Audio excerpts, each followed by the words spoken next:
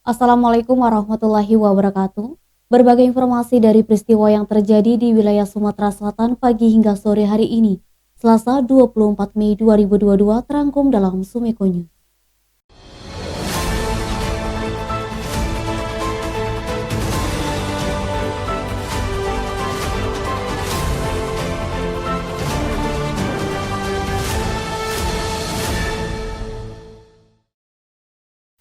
Andi Sawito 43 tahun terdakwa pengedar narkotika jenis inek sebanyak 100 butir, dituntut oleh Jaksa Penuntut Umum Kejati Sumsel dengan pidana penjara selama 10 tahun dan denda 1 miliar dengan subsidiar 6 bulan kurungan.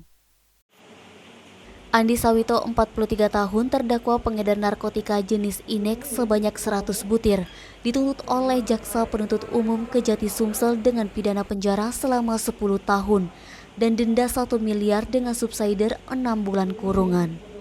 Menurut JPU Kejati Sumsel Joharni SH, sebagaimana tuntutan yang dibacakan dalam sidang yang digelar Selasa 23 Mei, Andi Sawito dinyatakan terbukti bersalah karena tidak mendukung pemerintah dalam hal pemberantasan narkotika.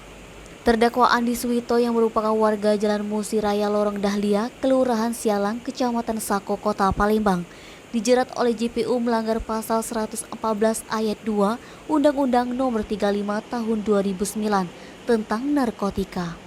Terdakwa yang juga dihadirkan secara visual secara pribadi memohon kepada majelis hakim diketuai Edi Pelawi Syaputra SHMH supaya diberikan keringanan hukuman. Hal senada juga disampaikan Hendra SH penasihat hukum terdakwa, menyampaikan pembelaan secara lisan agar dipertimbangkan pembelaan dari terdakwa karena terdakwa mengakui dan menyesali perbuatannya. Majelis hakim di persidangan meminta waktu selama 7 hari ke depan untuk bermusyawarah terlebih dahulu menuntut vonis pidana untuk terdakwa. Fadli, Sumeko TV melaporkan. Leading sektor di Kabupaten Ogan Komering Ilir dilibatkan dalam penurunan stunting. Ini bertujuan percepatan penurunan stunting khususnya di Kabupaten Oki.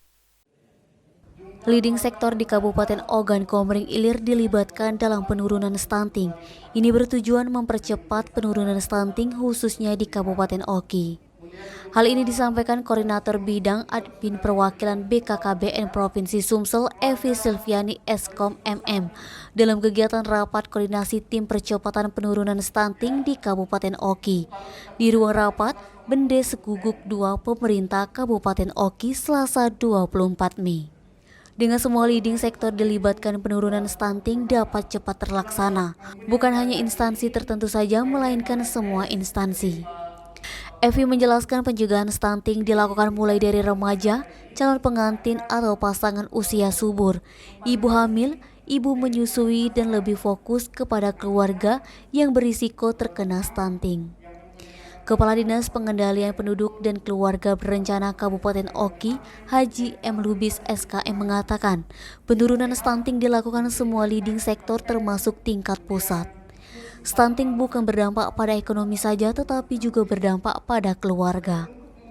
Adapun jumlah keluarga yang berisiko stunting di Kabupaten Oki sebanyak 120.671 dan terbanyak ada di Kecamatan Lempuing berjumlah 11.158 keluarga. Niskia, Sumeko TV melaporkan. 80 peserta mengikuti pelatihan di Balai Pertemuan Camat Ilir Timur 1 Palembang Selasa 24 Mei. Pelatihan dibuka Kepala Dinas Ketenagakerjaan Kota Palembang Yanuarpan. 80 peserta mengikuti pelatihan di Balai Pertemuan Camat Ilir Timur 1 Palembang Selasa 24 Mei. Pelatihan dibuka Kepala Dinas Ketenagakerjaan Kota Palembang Yanuarpan. Yanuarpan mengatakan pelatihan ini agar peserta memiliki bekal keterampilan yang memadai di era perkembangan zaman sekarang. Peserta pelatihan merupakan tamatan sekolah menengah atas.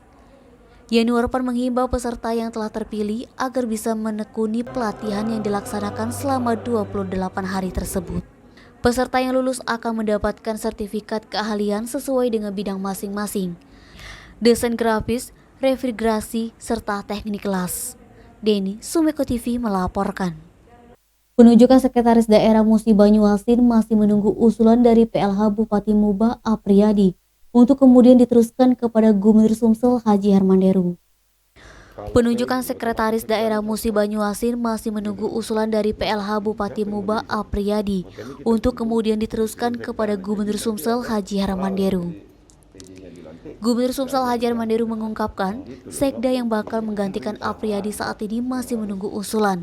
Saat ini status Apriyadi sebagai Sekda Muba dinonaktifkan sementara karena Apriyadi resmi ditunjuk oleh Kementerian Dalam Negeri RI sebagai pejabat Muba. Mengenai Sekda baru, Deru masih menunggu usulan dari Apriyadi, sekaligus menunggu penyelesaian keluarnya administrasi PJ Bupati Muba. Sementara untuk masa jabatan PJ Muba sendiri selama 1 tahun. Kendati begitu, Deru menegaskan, jika yang bersangkutan dalam masa jabatannya tidak sesuai dengan harapan dan menyalahi kewenangan, maka bukan tidak mungkin jabatannya berakhir hanya 1 atau 2 hari saja.